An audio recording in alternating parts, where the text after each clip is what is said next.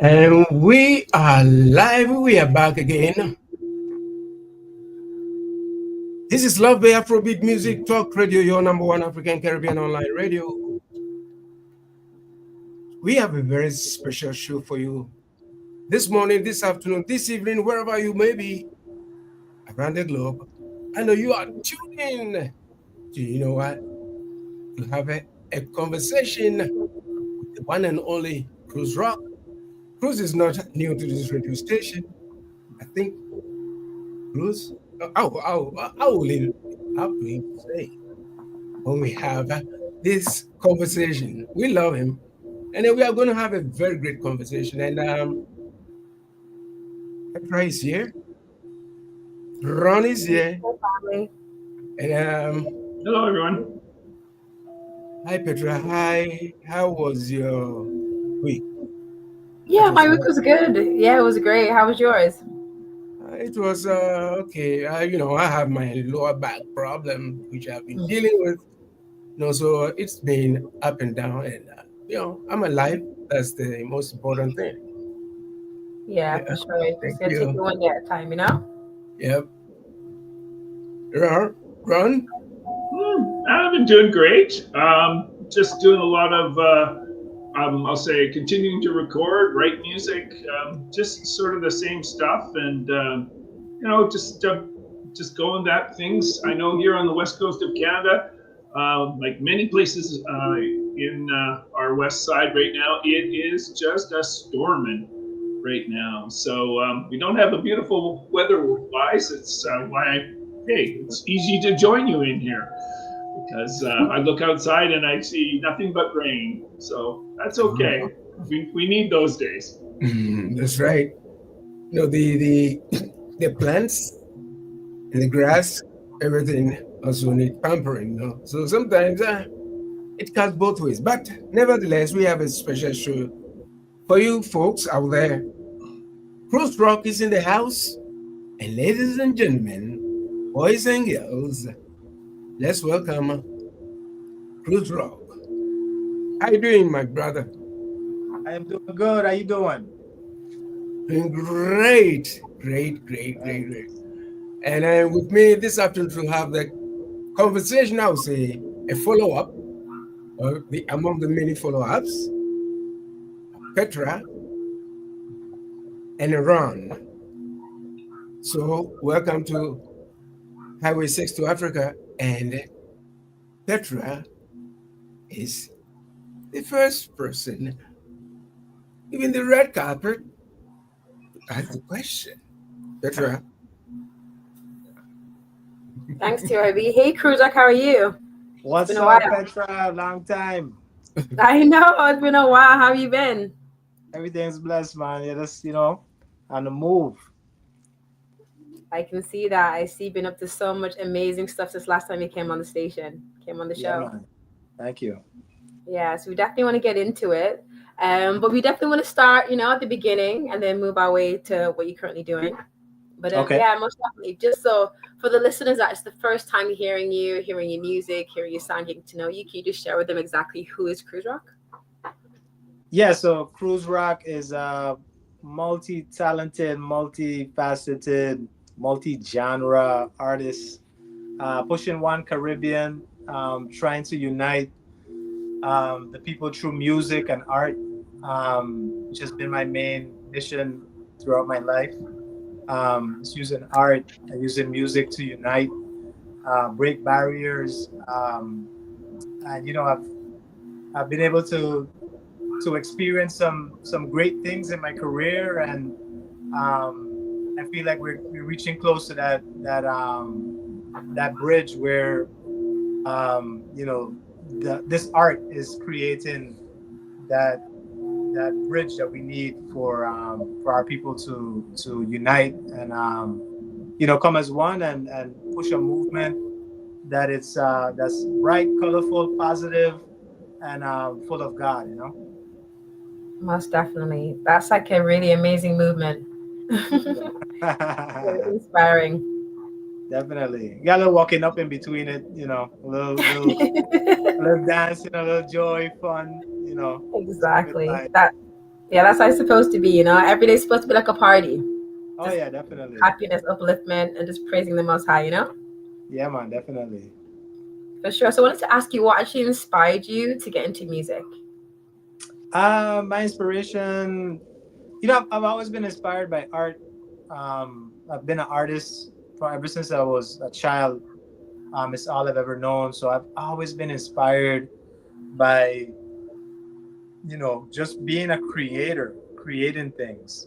And I meet people sometimes, and they're like, "Oh, I don't know what my purpose is," and I always thank God that you know He's blessed me with these gifts, and I didn't just overlook them. I've taken them and honed the skills, practice, and gone to the highest institutions to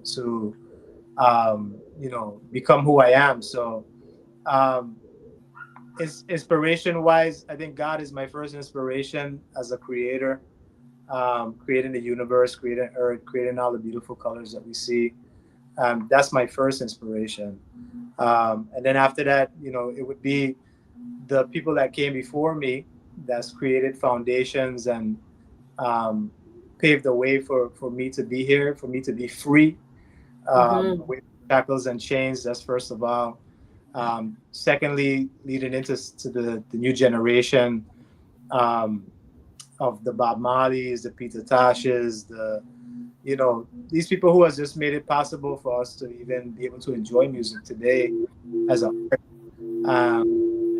you know being at this time in this moment right now where I could use what they've created and understand that there's nothing new under the sun, and we're just actually just pursuing pursuing what you know what God wants us to pursue and what has been laid out before us. So that's my.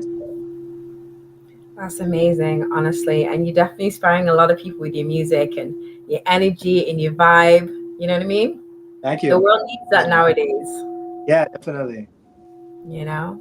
Yeah. Thank you. Ron? Hi, Chris. Hey, question. Can you tell us a little bit with like we see or hear from many artists, their parents were really supportive of them being musicians, and were not supportive of their child being a musician, and wanted their child to go off and be a doctor or a lawyer or something else. How did you get your beginnings that way? Did many of artists we hear start off in their church by singing in the church? How about you? Yeah, so I really got in heavily into music when I got to college. So yeah, my mom always has been education first.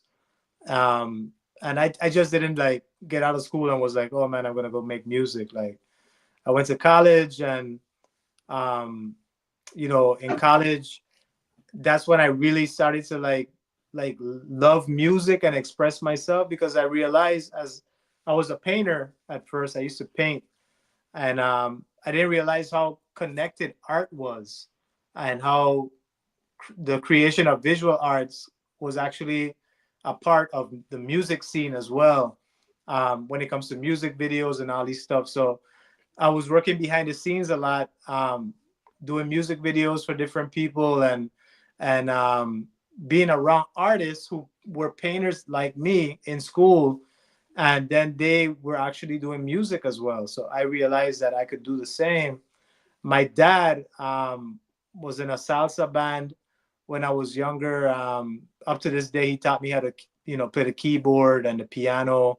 My sister was a singer as well.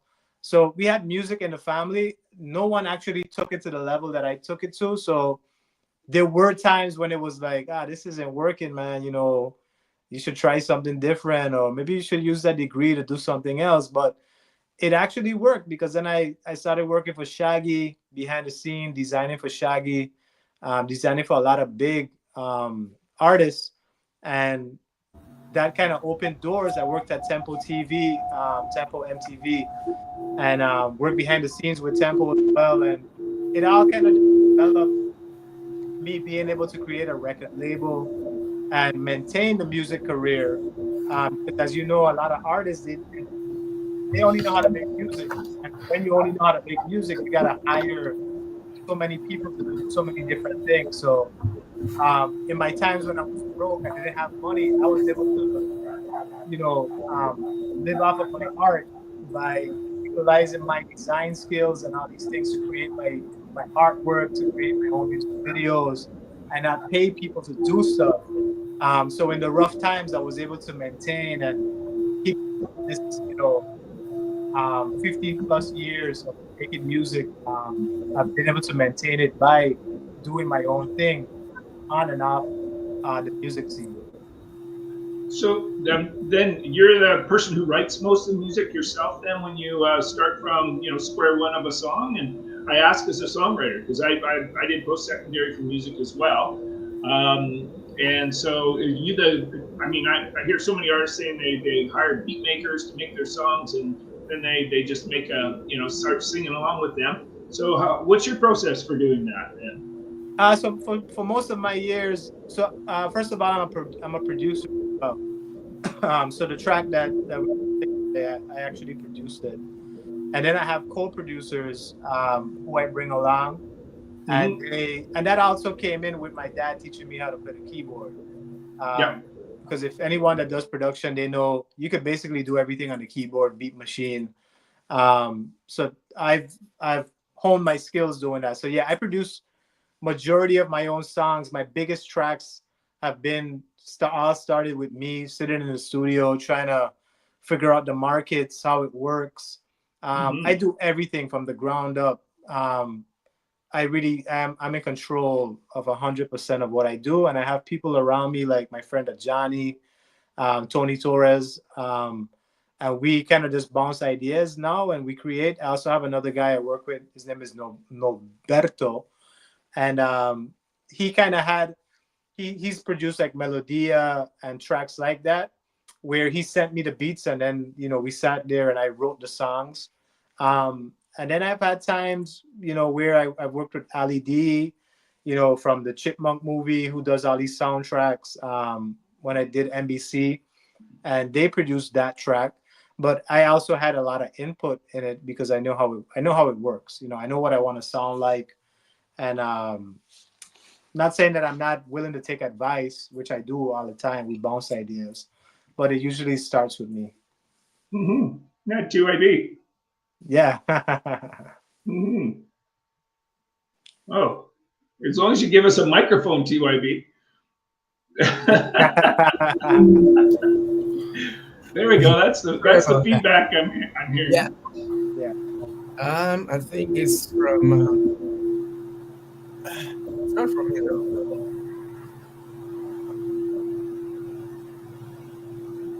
So can I ask what he's? Oh, go ahead, TyB.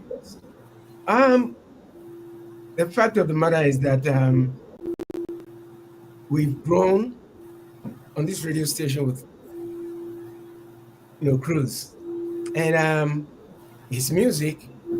Anytime I play them, right, Soca, and then like you blend, there's that fusion there. Can you tell us the background how you've been able to do that? Because I want to get to your upbringing, where your part. I would like you to. Yeah. So my dad is Puerto Rican, and my mom is from Trinidad, and I was born in the Virgin Islands. So as anyone knows, Puerto Rico and Trinidad is like the biggest, besides Jamaica, they're some of the biggest producers of musical artists, culture, just trendsetters of the music scene. So that's my background. And then now the Virgin Islands, it's a melting pot. It's an American islands. So we have a melting pot of different people coming in, seeking citizenship, including my mom who came as an immigrant from Trinidad to the Virgin Islands and ended up making it a home. So that's when you hear my music, that's what you hear. You hear the Virgin Islands the melting pot of the Virgin Islands, and then you hear Puerto Rico, you hear Trinidad. So that's where you get like the Spanglish, Ya Tu Sabes Mi Gente, singing different genres of music effortlessly. It is who I am. There's a lot of artists who, who dive into genres, and it's not actually in their sangre, in their blood. They're just doing it kind of just to like be a part of a trend. But this is actually who I am. I make Spanglish music, and right now I'm doing some soca. And this Push It Back track is basically a straight up soca track that I wanted to appeal to the Caribbean crowd that doesn't speak Spanish, because we've been doing some analytics, and we've realized that you can't force something on someone, and there is an audience that doesn't really listen to Spanish music. So when I make these half and half tracks, they kind of fall in between that seam. They play internationally on the big markets, but within these specific demographics, we wanted to create something that would appeal to a Caribbean-based crowd, and that's where I'm leaning towards right now. Where I'm just gonna make music that appeals to Caribbean people, then I'm gonna make music that appeals to Latin, and then I'm gonna make fusion music that plays on an international market, like my Toa Toa track with Amara La Negra, and my song with Beanie Man, Be Mine, which is a mixture of Spanish and dancehall. Yeah, I was going to go to that. Yeah. It's been my favorite. Yeah, Be Mine, you guys play that a lot. Yeah. It plays a lot in Canada. I think it has a lot to do with you guys. It plays a lot in Canada. Like, we watch the analytics and we're like, yo, Toronto. We do it. Like, we promise we'll do it. And, we are delivering. Or we've delivered. Thank you. We'll continue to deliver. Yes. How was it? Aside of the time that you collab with Buju Banton? Beanie right? Man. Beanie Man, sorry. Yeah. Beanie Man. Have you, collab with any other person, or are you thinking of doing same? Oh yeah, definitely. We're we did the Toa Toa that has Future Fambo on there, and that's one of Beanie Man's good friends. They got the I'm drinking rum and Red Bull. That's right. They got that track together. I got the Amara La Negra track. I have several big features from my last album that I dropped, Cultura, which is culture, right? And culture in English. I got a Trini artist who's pretty hot right now. His name is Young Brother. He's on that album as well. We did a fusion track. I got LV the artist. We did Like This. So yeah, I got several. Also got, like, back in the days when I used to do reggae. I've had so many different lives, right? So I had my time when I did reggae, and I have a really big record with Midnight Band, Aki Becca, who's known worldwide. In the Spirit, I did that record with him. And I think when I started to do the Latin music, I got a lot of the Caribbean artists. They wanted to cross over into that genre, and they don't speak Spanish, so they were like, "Oh, cool, this guy is doing the Spanish." So that's what got me really getting a lot more features with the Beanie Mans of the world and stuff like that, where they wanted to get into that Latin market, and I was the way for that. And I reached out to them, and they reached out to me, and we worked together. And yeah, so with the soca, now that I'm doing the soca, we're going to be doing a lot more with a lot of Trini artists, a lot of small island artists we're going to be working with, a lot of artists from the Virgin Islands as well. So look out for that. Folks, we are in conversation with the amazing CRUZ ROCK. Hey. Love the Afrobeat Music Talk Radio. If you are listening to us live, well, you know what? Share the station with your friends and your friends' friends, and let them know that you've discovered a radio station with a difference that's love the Afrobeat Music Talk Radio. You know what? If you are viewing us right now, please go down there and touch the like button and share. That's right. Ron, the floor is yours, please. Oh, Petraa, I think it's your turn. Oh, is that right? Yes. Thank you, Ron. Thanks, TyB. So CRUZ ROCK, just to kind of continue on from TyB's question, can you just share with our listeners some of the highlights of your career? I mean, you've had some amazing collaborations, but can you share with the listeners some of the other highlights of your career? We'd love to yeah. hear. So I just recently became a member at the Latin Grammys. Oh Um, wow! yeah. So Congratulations. I just came back from Miami yesterday. We were there for the Latin Grammys. First time as a member. Last year I had some nominations. We were in Spain. So we did the red carpet in Spain. And that was a memorable event. I'll always remember that. And then before last year, I did so much. Last year we did Telemundo, we did Univision. I performed on TV so many times. I was in magazines.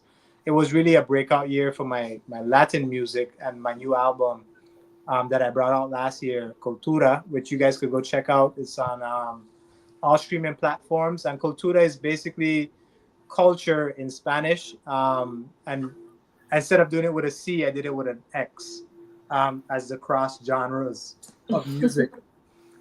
So it was on Thursday. I was in Miami at the Latin Grammys, and we had a blast. We were there with all the big stars. And then I did Billboard Music Awards last year as well. We did Premios Juventud, which is the teen music awards in the Latin music industry in Puerto Rico. We did that. So a lot of great things. I've also been on NBC with Snoop Dogg, Macy Gray, Michael Bolton, performing on there. So I did NBC. I've done basically every major TV station between America and the Latin world, excluding probably ABC. I haven't done ABC as yet, but NBC basically is the biggest, of course, with Comcast and all these other guys. So those are some highlights that I've had, and like I said, I dropped my album, and the album has been doing great. We're gearing up for a new album, a new EP, and I'm leaning towards bringing out hopefully a Soca EP, and also a Latin EP, and then putting it together and bringing out a full LP with some mixture of Afrobeat, Soca, reggaeton, everything. And I also have a new track that I dropped. It's called, besides Push It Back, which is a Soca track, I did an Afrobeat track that is Spanish infused. Wow. And Nice. It's called No Baile Sola. Yeah, so No Baile Sola is really hot right now too. I don't know if you guys got that one. No. Nice. I got that to you. You got to bring it. That's a rotation. Yeah. No Baile Sola, beautiful song. No Baile Sola, Sola, Sola. It's really cool. It's one of my favorite tracks. Nice. We love that, CRUZ ROCK. Honestly, I love how you fearless in infusing genres together. You know what I mean? Yeah, definitely. Yeah, and I think moving forward, we like doing the fusion stuff. I feel and I speak to a lot of people in the industry, and they're like, "Yo, you're so ahead of your time, CRUZ." And I'm like, yeah, I know, because there's a niche market that likes the fusion music, but it's so refreshing, it's so new, it's so ahead of its time, that convincing these major cultures that like Soca, Afrobeat, reggaeton, the Latin community, trying to convince them like it's the time to fuse me on my own. It's so hard. But now I've influenced so many other artists now that it's starting to become a movement. But I'm more so leaning. I am gonna continue to do the fusion, like the melodias, the No Baile Solas. But I'm more so leaning towards just jumping into genres and doing the kind of music that they like and they could relate to, and then once in a while doing fusion tracks. So this is basically where we're aiming towards right now, where we're jumping into the soca. We got some dancehall records we're doing as well, and then I got some straight up Spanish songs, like some bachata songs and stuff that we're doing, some Afro beats, and then we're gonna take it and just do like remixes, fusing the Spanish and the English. Yeah, I definitely love that, and it's funny you said that it's a movement now, because I look at like even mainstream music compared to say like 90s, even like early 2000s, where I felt like people were just so rigidly stuck in a genre. They're afraid to kind of to mix. But with artists like yourself, especially being a great influence in the industry. I see even with certain mainstream artists, you sometimes you can hear say like a hip hop song and there's like an undertone of maybe dancehall or an undertone of banger sometimes, or undertone of Latin music, you know? Yeah, So definitely. yeah, so it's great that it's seeping into the mainstream because you know what I mean? Like there's so many levels to music. There's so many ways, so many places you can take it. And I feel like just connecting more with the younger generation, they're the ones I find are really pushing the fusion more, you know? They're more excited by the mixing of genre. What do you think about that in relation to the young people and So definitely you see it a lot right now with the Afro beats and the Latin community, because they're the like Latin and Afro beats are the two biggest genres in the world right now. So you have a lot of the big Latin artists teaming up with, and it used to be dancehall and Latin music was the biggest music coming out the Caribbean, right? Yeah. So now dancehall is kind of, not that dancehall isn't doing great, dancehall is doing good on its own, but Afrobeats has become like the favorite when you talk about English speaking people that like Caribbean music or can't really understand what they're saying in the Afro beats, but they like the rhythm, kind of like how Jamaica was back in the days, where they couldn't understand what a Jamaican artist was saying, but they like the beat, they like the flow of the song, and some songs would break the barriers and become international. So now you're seeing that now with Afrobeat, where Afrobeat and Latin music, Latin artists are teaming up. So there's a song with Raul Alejandro and a big time Afro. I can't recall the name, but they basically have a very big song together right now that's playing on the radio. Russian produced it, who's Jamaican, and that's what's happening right now. You just kind of get different people from different genres teaming up, bringing it together, and it's happening a lot in the Afro and the Latin world. But there's not much artists like myself who could speak to different crowds, and I think that's where the world is leaning towards now. And you're finding artists who have parents that might be Latino and might be from the Afro Caribbean world, and now you're having like these mixed babies that are coming out, and they could speak multiple languages. And I think within the next 10 years, it's gonna blow up. It's gonna blow up. What I'm doing right now is gonna be big. No, I love it. I want to ask one last question before I pass it over to you, Ron, because it just popped into my head. What do you think with the cross genre of Latin music and Afrobeat music? What do you think the influence of Latin American music? What do you think it's going to have in Africa? Like, what impact or influence do you think Latin American culture and music is going to have in Africa with the continuing crossing of the genre? Do you think it's going to have an impact, or do you see having an impact, or what do you think? Well, I think Afro beat. Okay, so let's start at the origins, right? So we're all using African beats, right? Whether it's dancehall, whatever it is, we're using African beats, right? So Africa started it, the sound, and what's popular right now is an African-based sound. And then that sound traveled to Jamaica, and Jamaica started to produce some very big records. And then now you have the African artists started using the Jamaican lingo. So you hear a lot of the gyal and Fimi and all this stuff in the Afro beats. So it's kind of like just sharing sounds, right?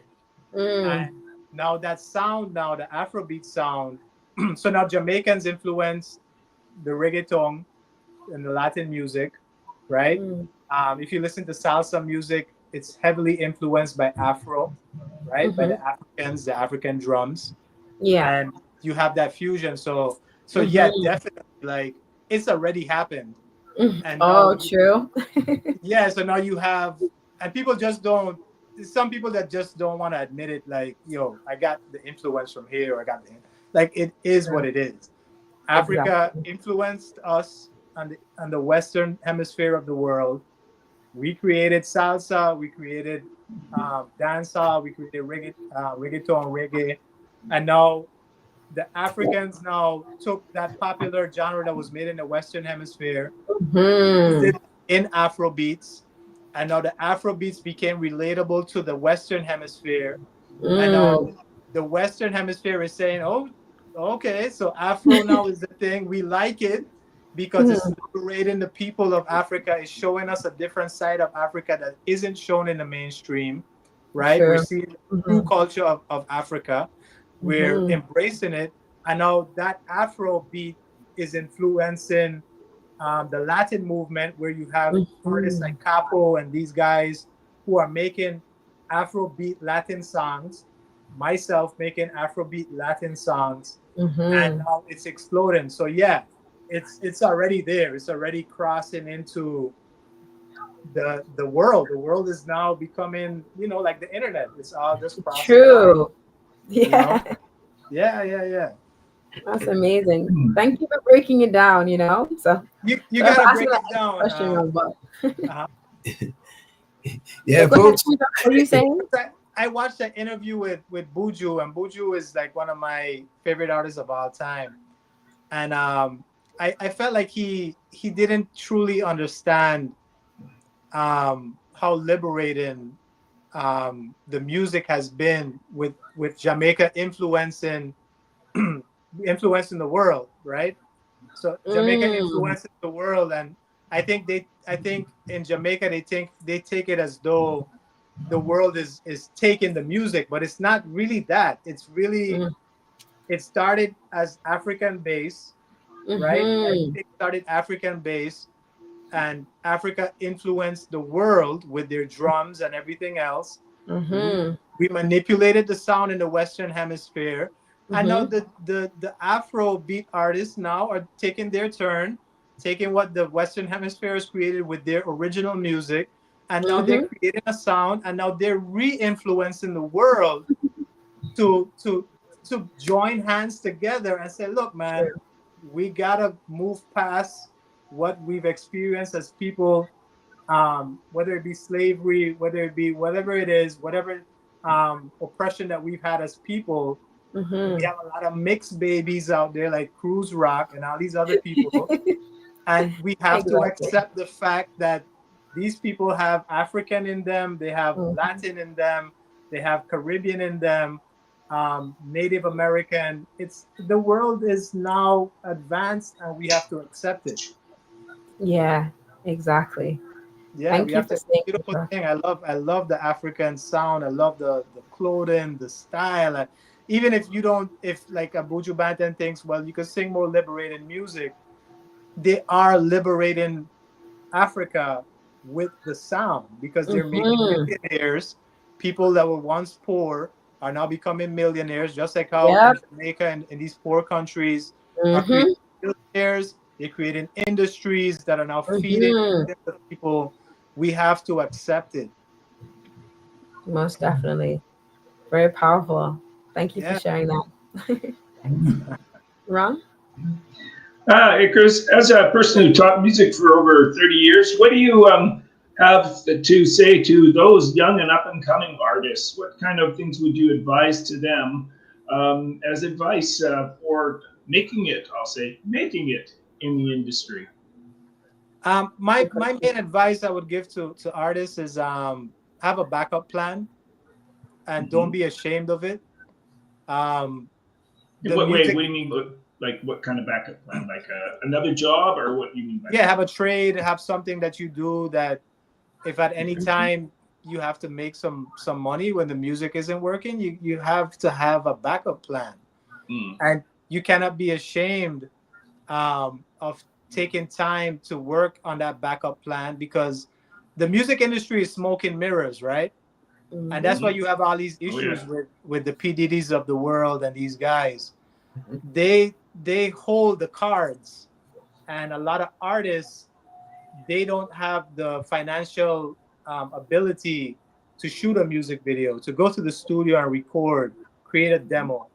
So these guys come in and they take advantage of them. And the smoke and mirrors is that the music industry makes it seem as though everyone is rich and everyone has all this money, and because you have a hit record, all of a sudden you're so rich.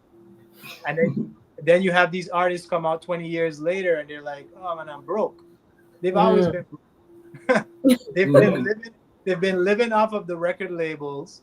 They've been living in these apartments that are given to them by these record labels, and they don't own anything. Most of them don't own the car that they drive, the lifestyle that they show. They don't own it. And that's why the record labels now, they're like, I want to see your numbers. Can you make this money back for me? I don't care how talented you are. Exactly. I want to know that you can make this money back. Even if you're saying nothing on the track, it doesn't make any sense. If you have a following and they like it, we work with you. They don't care how talented you are anymore. They just care that you could bring money to them. It's a money game. I know that. And the sad thing, and most young artists don't understand, is that most of these artists are broke. I learned that when I started to rise up, especially in this past year, when I was spending all of I didn't take any record money from any record labels. I didn't want to have anybody holding anything over my head. I didn't want to have any embarrassing behind the scenes stories. I wanted to be fully free to say, if I go broke doing this on my own, at least I have my pride and I know that I did it on my own and there's no P. Diddy's behind me holding anything. And not that I'm attacking P. Diddy or anyone in the industry. It's just that's the way the industry is. It's smoke and mirrors. There's a lot of people behind the scenes that are making money doing illegal things, and they aren't really making money with the music. They use the music as a cover-up. And a lot of young artists have to realize that you cannot skip the steps. So if you gotta go, you're 18 years old right now, 17 years old, you're a great singer, go and get a trade while you're working on your music. Try to fund your music career on your own and find an organic way to gain fans, because we're living in a day and age now where you could go on TikTok and you could blow up, right? We didn't have that back in the day. So take advantage of it. Buy some little ads, spend a little $15 here and there, grow your fan base. Even if you reach 30 years old and you haven't reached your goal should be to keep your pride, to keep keep yourself aligned with God, and get that money on your own, fund yourself.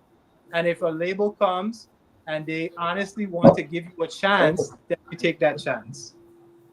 Yeah, some good advice there. I know, because I hear of so many people that are looking for their signing, so to speak, to be signed by some big label, and that being it. But unfortunately, you're right. Anything you put out, you better make back and more, because they want that money too. They want to make what they have invested in you, and also the money on top of that, of course. Yeah, that makes a lot of sense.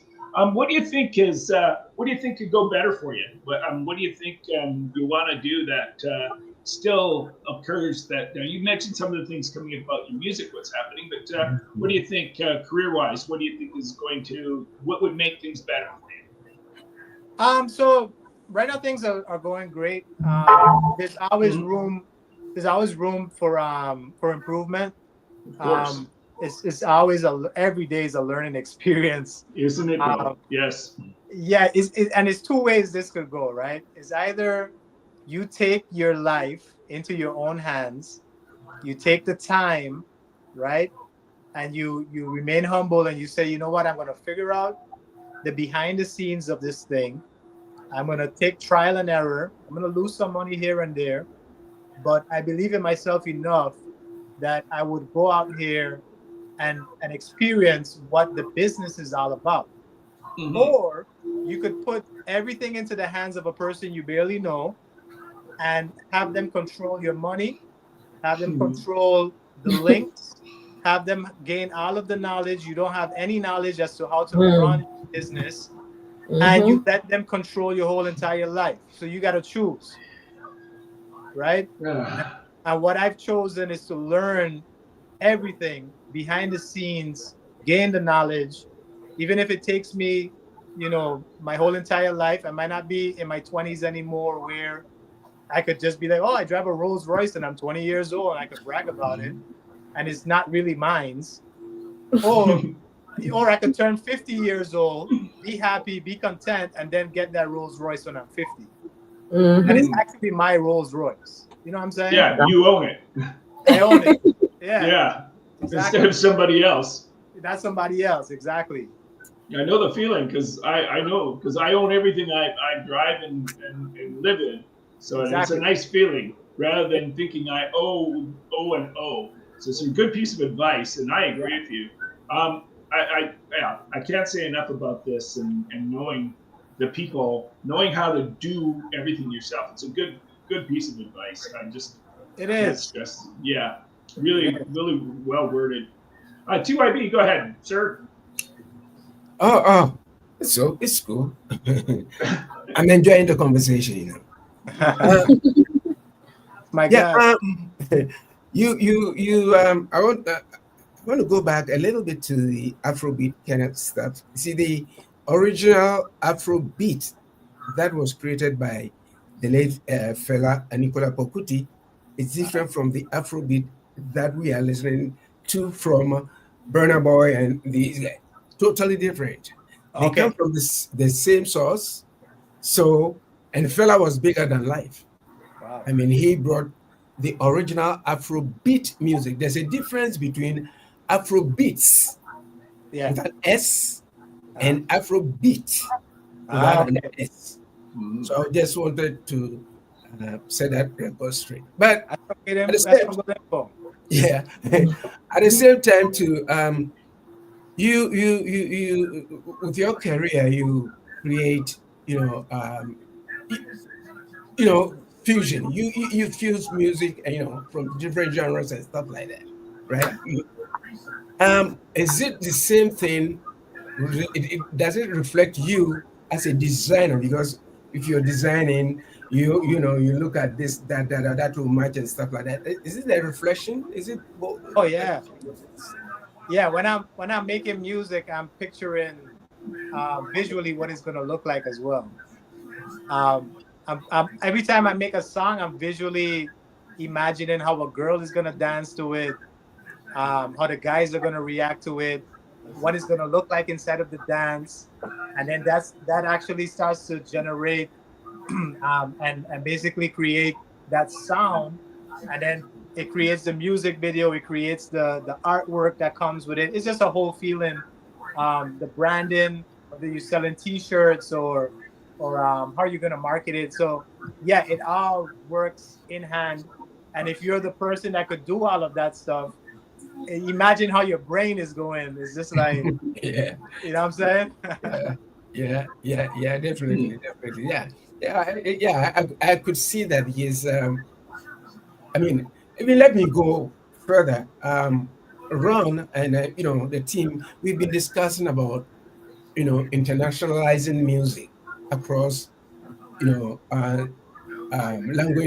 language lines, right? Right now, you've crossed. You can do Caribbean. You can. How did you call it? Spanglish. Spanglish. Yes, yeah, Spanglish. Yeah. That's right. And you can cross over to so many different, kind of things. Is it playing to your advantage as opposed to like as somebody who is very unique? Well, yes, because you can do right now. You can do reggaeton in any which way you want, right? Yeah. And you can twist it and then do it any which way you want. So, yeah, go ahead, please. Yeah, it's definitely an advantage. I mean, it has its advantages, it has its disadvantages. Because a lot of times when you're cultural and you're able to go into different cultures, sometimes people look at you as a culture vulture, right? So you get that first initial feedback where it's like, well, he's not from here, or he doesn't look like us. You get that first initial, until you prove like, okay, but my music is good, right?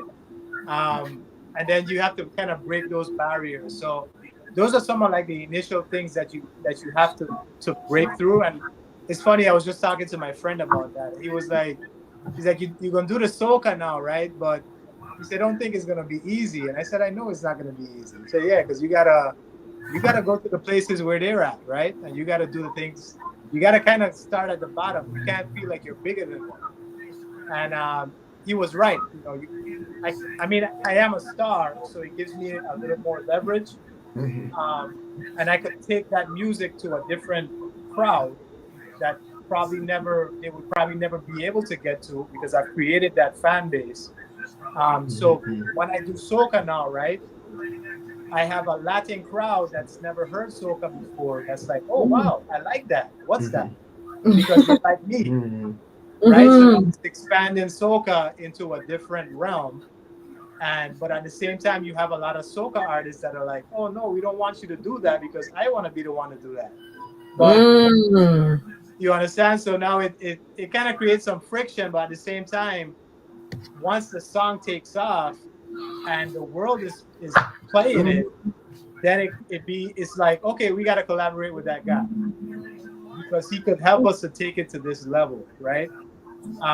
So it's kind of like the Drake effect. So Drake does that a lot, right? So Drake would jump into a genre and he would kind of just be able to take it to the mainstream because he's a mainstream artist.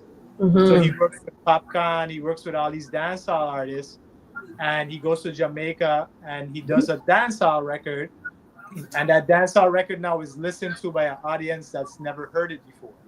Right?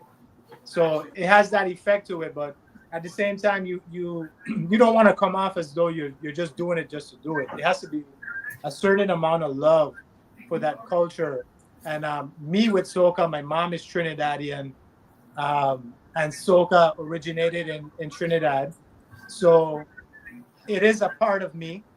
My dad is Puerto Rican, so when I do reggaeton, you know, even though it was originated in Panama, Puerto Ricans picked it up, and it's actually dominated by the Puerto Ricans and now by the Colombians. So it's not like I'm culture vulturing; it's a part of me.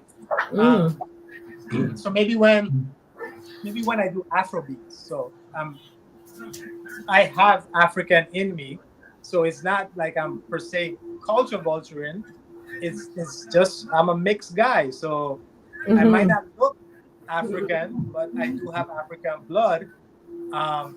And that it goes back to Puerto Rico with the slave trade and my family coming from the Congos, coming to Puerto Rico, and then intermingling with the Tainos, which were the Native Americans, and then being part Latino, and then my mom being family from Punjabi, coming to Trinidad, and then intermingling with that Caribbean base, then coming. So it's all, you know.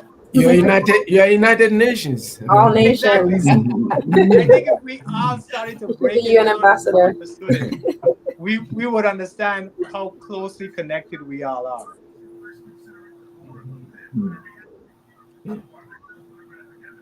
Most definitely. Yeah. Oh. Yeah. I was gonna say, CRUZ ROCK, you should become a UN ambassador. You could like. I want to, man. Look, I've seen something.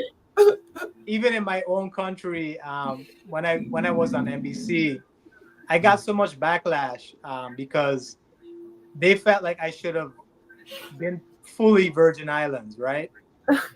And what they didn't understand at the time, which was about 3 years ago, they didn't understand that I was mixed and that there were so many mixed people on the island that kind of just take the flag and they fall into a chord. They fall into the line of what you're supposed to sound like, be like as a Virgin Islander. And they didn't understand that what makes up the Virgin Islands is actually a melting pot of different things that created this one thing. Right? Yeah. So once you start to break it up and you start to say, well, there's a lot of Latin people here. The place was once Taino, Native Americans, and then you had the African side of it that came in later on, right? And then we all intermingled. This created this culture that we now know, right? So when I started to break it down, I got a lot of backlash. I went on NBC and I created this multi-genre song that was infusing our carnival, It was infusing our lingo. It was infusing everything together that creates what we like in the Virgin Islands. So now they kind of start to understand it, and I think as I start to get bigger in the world, people start to now understand, like, okay, so we could be as one. We could actually go to a dance, right, that's playing Afro beats, that's playing a little bit of Latin music, that's playing some Caribbean music, and we could find people like CRUZ ROCK, who's probably 10 years ahead of his time. 10 years later, let's say in 2040, or 20 years later, right? 2040, we got all these mixed babies running around the place, and they're exactly like this guy. And we could kind of understand how we got there, right? Yeah. It's the music. The music brought them there. Yeah, the music, the mixing of the cultures, you know, opposites attract. We can't deny that, right? That is life. Such is life. Yeah. For sure. So I wanted to ask you, because you've been on your musical journey for a long time, over a decade. I wanted to ask you, what has kept you going on this journey? It's exactly what I'm explaining right now. It is exactly what I'm explaining. It's much bigger than music. It's the money. Yeah, it's a revelation, man. Yeah. I mean, money comes and goes. I'm not gonna lie. Money comes and goes. Money is an object that when I look at money, I see money as just like a vehicle towards getting to where you get to. And yes, money is a motivation at times, but if money was my main motivation, I would have stopped a long time ago. I could be making a lot more money behind the scenes, you know. Good point. Yeah. Well put. Yeah. So it's definitely more of a revelation. It's more of breaking down barriers, and I feel like I said, God put me here to face these tribulations and find a way to bring people together. Most definitely. And I wanted to ask you as well, because it's funny that you mentioned the Almighty, is because I know that you're also a gospel artist as well. Like, how's your relationship with the higher power influenced your music, influenced you as an artist, and navigated you in your career? I know you mentioned a few things, but if you could, Yeah, so not per se a gospel artist, but I did reggae for a lot of years. Reggae with a lot of positive messages, speaking about God, speaking about these different things, and I still have those beliefs. And it has structured me, is given me a foundation, especially working with Midnight Band, doing the song in the spirit and the video and stuff. It gave me a foundation to where like I can't stray that far. You know what I'm saying?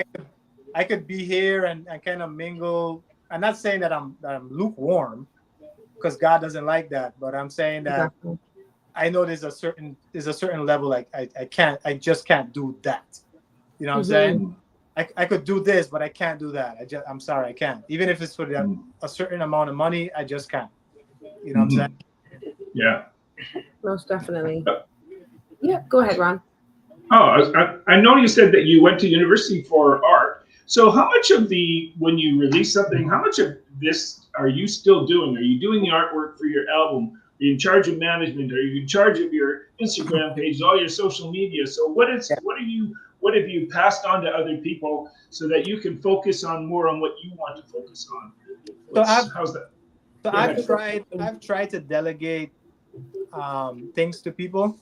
And I used to do a lot of my own music videos and stuff, and then I started working with other music video producers and directors. I used to do a lot of my own music and not take too much advice, and then I started to bounce ideas off of my producer friend Johnny and other guys in my camp. So I have delegated things to people. I bounce ideas off, but like I said, it all starts with me. If I stop right now, there's no one that's gonna be like, oh, let's just keep pushing CRUZ ROCK. Like, it's gonna start. It's gonna stop with me. Maybe that time when I pass on to the next life, I'm training my nieces and nephews, and when I have kids, I'm gonna train them as well. How to maintain the catalog, and like Bob Marley, how his kids take his catalog and they continue to live off of it. I'm teaching people for that time when I leave this earth that they could continue to use CRUZ ROCK, just like Tupac is still alive within our eyes. He's not alive on earth, but he's still alive with the image and the music, and same thing with Bob Marley and stuff. So I'm still in control of what I do. Would I say I'm 100% doing everything? No, I got people helping me behind the scenes, but it does start and it stops with me. Yeah, I was just curious because it's as you know, it's a lot of work to take on every job, and it's just when do you start switching and moving things over to other people instead of doing it yourself, all yourself, because you're only you can only do so many things at once. Oh yeah. No, so I've learned over the years, and this all comes with trial and error. Of course, yeah. Yeah, it's just trial and error. No one is going to be as dedicated to your music or to your career as you are. And everyone comes with a price tag, right? You'll be so lucky to find, maybe like I've been lucky to find like my friend Johnny, who we argue a lot. We just finished arguing like a couple minutes ago. He's strongly opinionated. He's not a yes man. He's not gonna tell me yes just to say yes. And he doesn't come on the phone and time me and say, hey man, you owe me this amount of money. We do it for the love. We all have a common goal. He's a producer.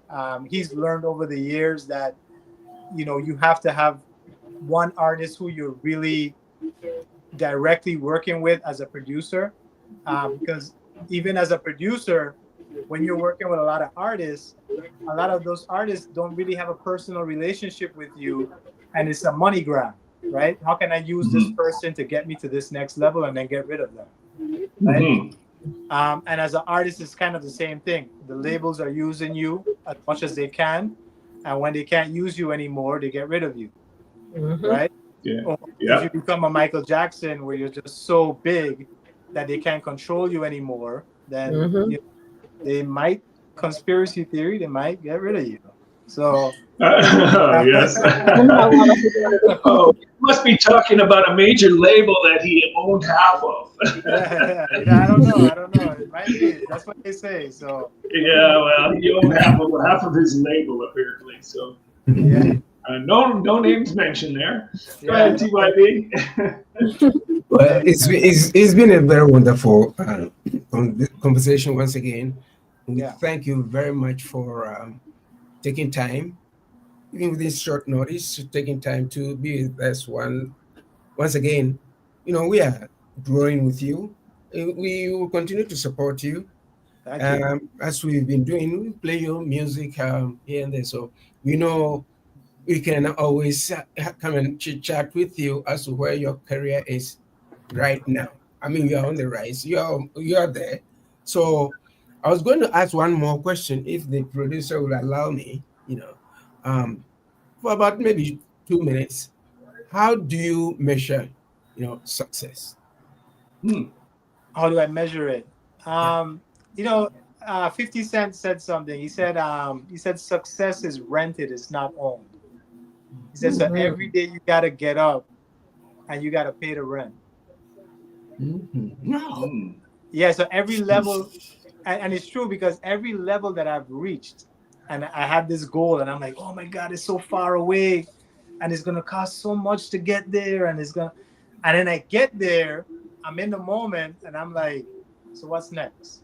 Because this isn't gonna, after like the next 2 weeks, they're gonna want to know what's next, right? And you can't live off of what, I mean, you can live off of old music, right? Old hits. But that doesn't mean that you're going to maintain the eyes of the people. Good point.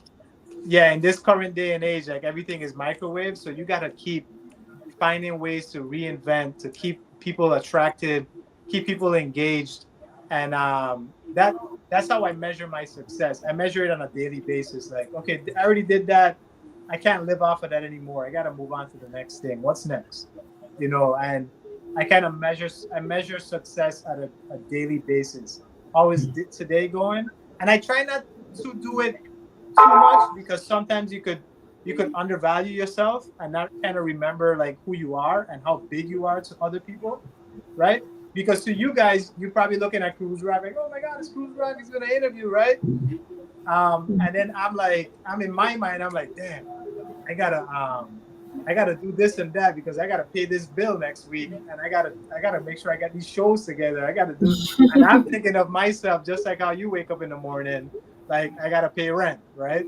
So it's true what 50 said. You know, success is not it's you know, it's a daily thing. It's something that you gotta wake up every day and pursue, because people get tired and they want something to do every day. Oh yeah, I mean, I like that. I think I'm going to use that, you know, to emblazon it on a T-shirt. That's so sweet, and it's very true. Because it's like, yeah, it's like life. No, we live, but no, nobody is promised the next second. No, so you got to keeping healthy, doing what makes you happy, because anything at all can happen within the next second. And you know what, you've been so wonderful chatting with you. We hope you continue to support and come back over and over and over and over again. You've promised us the track that well, the whole world heard you say that. So there's a track that you have to send to us. We'll talk off air, but all the same, on behalf of myself, Petraa, and Ron, I would like to take this opportunity to say thank you and thank you. And join us in 7 days. We'll be back. By that time, I think I'll be 200% great. Hey man, I got some. My back is hurting me right now too, so don't feel like. Bye bye.